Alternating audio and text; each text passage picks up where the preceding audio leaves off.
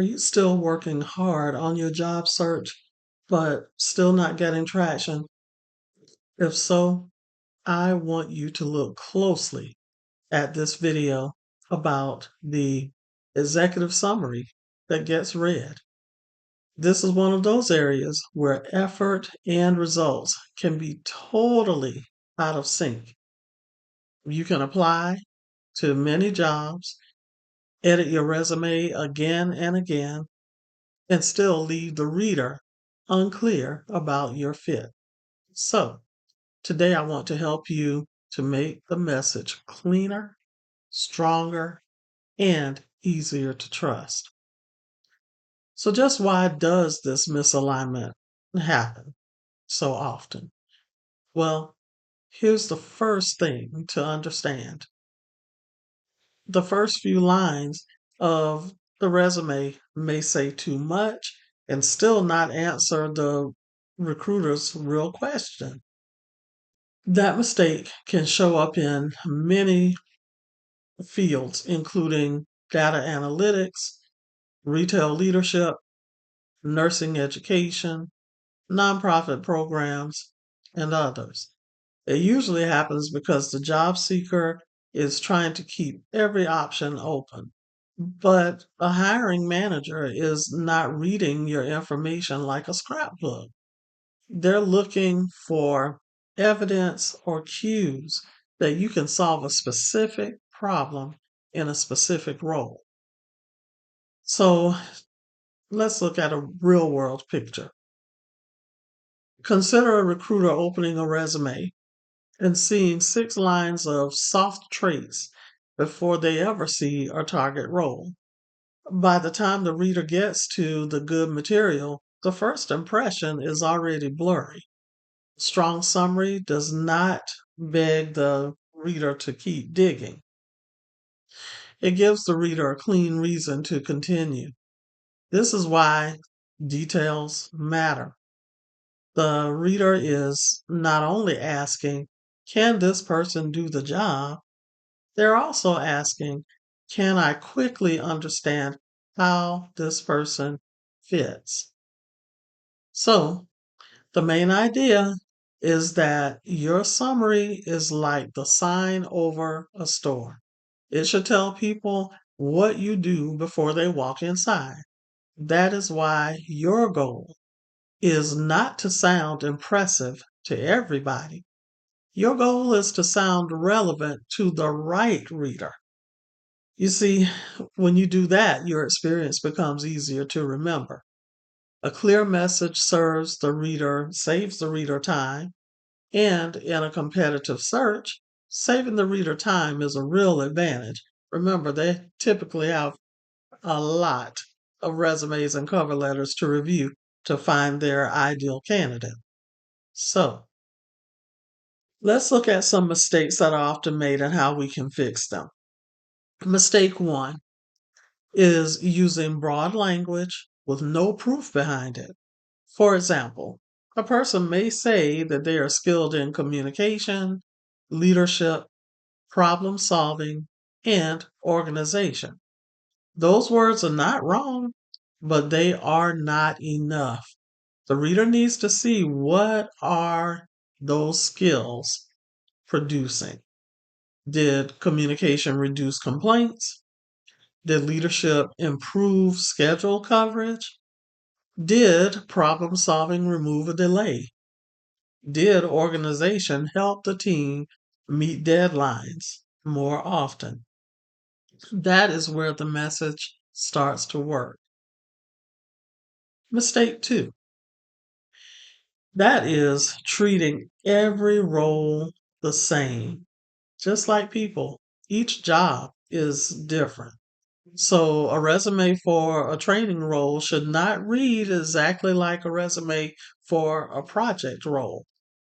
A profile for a sales operation role should not sound the same as a profile for, let's say, an administrative leadership role. The experience may be connected, but the angle must change. That doesn't mean that you make things up, because honesty is number one. It means you choose the most relevant proof for the role in front of you. Mistake number three is hiding the strongest proof too late. Many job seekers put the best information in the middle or bottom of the resume, but then the reader may have already moved on. Put the strongest match early, put the clearest language near the top, and make the first impression do real work. So, let's consider some industry examples. I'm going to give you a few of them. So, a data analyst leading with dashboards and decision support is stronger than a plain duty line. A retail district manager leading with revenue, staffing, and store performance is clearer than saying supported operations. A nurse educator leading with training outcomes and patient safety improvement gives the reader proof, not just a label. And a nonprofit program manager leading with grants, partnerships, and service delivery helps the reader see scope. Notice that none of these examples depend on one profession. The point applies in operations, education, technology, healthcare, finance, customer service, trades, creative work, and leadership roles. So, what should we do instead to resolve this matter? Here's a better approach. Write a 3-line summary that names your target role, strengths, and your measurable value. Start with the job posting or the role you want. Circle the words that repeat. Then ask, where have I actually done this? Your answer should lead to a bullet point, a summary line, a LinkedIn phrase, or an interview story. If you cannot connect the word to proof, do not force it. Find the real proof first, then proceed. So, I have a simple check for you to use. Use this test, and if someone covered your name and current job title on your resume or on your LinkedIn profile, could they still tell what kind of role you are targeting? If the answer is no, your message is too broad. If the reader can see the target role, the most relevant strengths, and one or two results quickly, you're getting closer. Your materials should not make the recruiter hunt. They should help the recruiter connect the dots. So, let's do a field scenario clinic here, right in the middle of the video. And we'll make it practical.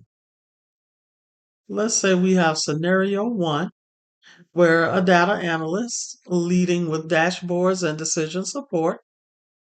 In this case, the stronger message is not just the task. The stronger message is the connection between the task and the outcome. Scenario two, a retail district manager leading with revenue, staffing, and store performance. Here, the reader needs to see the size of the work and why it mattered. Then there's scenario three, a nurse educator leading with training outcomes and patient safety improvement. This example may come from a completely different field, but the rule is the same. The wording should help the reader understand skill, scope, and value. Scenario four is a nonprofit program manager leading with grants, partnerships, and service delivery. That kind of detail turns a plain claim into a useful signal. So, what should you not do? Do not turn this into a word game. Do not grab impressive phrases and sprinkle them everywhere. Do not bury your best proof at the bottom of the page. Do not expect the reader to translate your old title into their open role. And do not assume that being qualified is enough if the evidence is hidden. Your job is to make the right fit easier for the reader to see. So, let's do a little 5-minute exercise to really drive this home for you. Open one job posting you actually want to apply to. Write down the top 5 needs you see in that posting. Then, beside each need, write one real example from your current or previous work. If you can't find an example, that need may not be your strongest match. If you can find several examples, that need should probably show up early in your resume, your profile, and your interview stories. So, the big lesson to take away here is this: strong content is not always longer content, it is clearer content. It points in one direction, it gives proof, it respects the reader's time, and it helps your best experience show up faster. Now, some common questions that I encounter are: what if I have several target roles? Well, you can have several interests, but each application needs one clear message.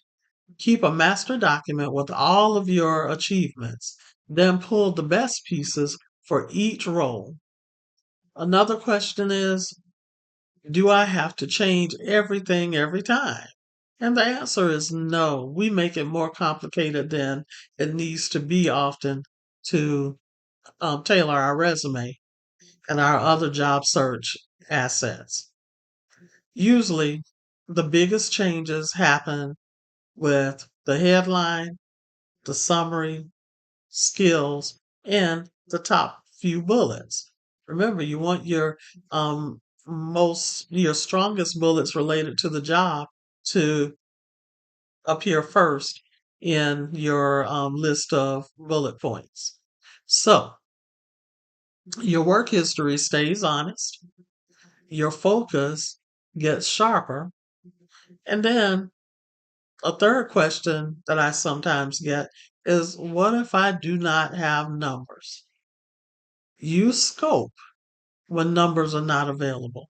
Talk about teams, customers, files, projects, locations, deadlines, risks, time, volume, or quality. You probably have more proof than you think. So, let's do a quick walkthrough. If I were teaching this on screen, I would show a blank page with 3 columns. One column would be entitled Employer Need. The second column would be entitled My Proof. And the third column would be entitled Where It Goes. Under Employer Need, I would copy only the most important phrase from the job posting. Under My Proof, I would write one honest example. Under Where It Goes, I would decide whether it belongs in the summary, in my skills section of my resume, or as a top bullet, or maybe even in my LinkedIn headline or the About section. Or maybe I want to save it until I can use it as an interview story during my interview. That simple table keeps you from guessing. It also stops you from trying to fix everything at once, as most of us, or many of us, often want to do. So, why does this help different career levels? It works better whether you are, or this process or approach works whether you are early career, mid career, management level, or executive level. Early career job seekers can use class projects, internships, customer service, volunteer work, or team assignments, while mid career professionals can use projects, process changes, customer outcomes, training, metrics, or cross functional work. Then our senior leaders can use strategy, budgets, people leadership, change management, revenue, risk, or operational results. And even though the level changes, the clarity rule does not change. It's still a requirement. So just remember that your job search does not need more noise. It needs more clarity. If you want help comparing your resume, profile, or job search materials to the role you are targeting, use my HRBN Modern Resume and ATS Optimizer. And if you want deeper coaching support, explore Career Search RX or my public to private careers transition program. Your experience has value. The work now is to present that value in a way that the right reader can understand it quickly. So, before you finish, let's do a 2-layer review. Layer 1 is fit. Does this connect to the role, the posting, and the employer's problem? Layer 2 is credibility. Does this show proof a real person can believe? If your wording passes only one layer, keep revising. A polished sentence with no proof is still weak. A strong result buried in confusing language is also still weak. You need both clarity and evidence. So, how do we want to build momentum here? We want to build momentum because this kind of work also protects your confidence. When your materials are vague, every rejection feels personal because you cannot tell what went wrong. When your materials are targeted, you can test and improve the process. You can see which roles respond, which words are working, and which examples need to move higher. That turns the job search from a guessing game into a learning system. So, my final bit of encouragement to you is to not confuse simple with weak. Clear language is powerful. Direct proof is powerful. A focused message is powerful. The job seeker who can explain their value plainly often beats the job seeker who hides strong expertise under long, vague wording. So, this week, your assignment is simple. Choose the role, study the language, select the proof, and make the match obvious. If you found value in this content, do me a big favor. Help me reach as many people as possible like you who want to live their best career life, because that is my number one goal. A like will let YouTube know that this is great content that other people can use, and I would greatly appreciate that. I'd also love for you to share this video with people in your network who are also on that career change journey.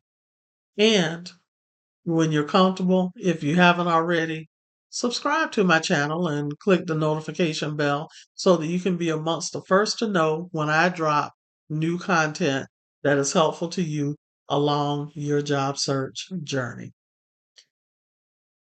I want to see nothing but success for you in your career. So I look forward to seeing you in the next video. Career success to you. Go get your new job.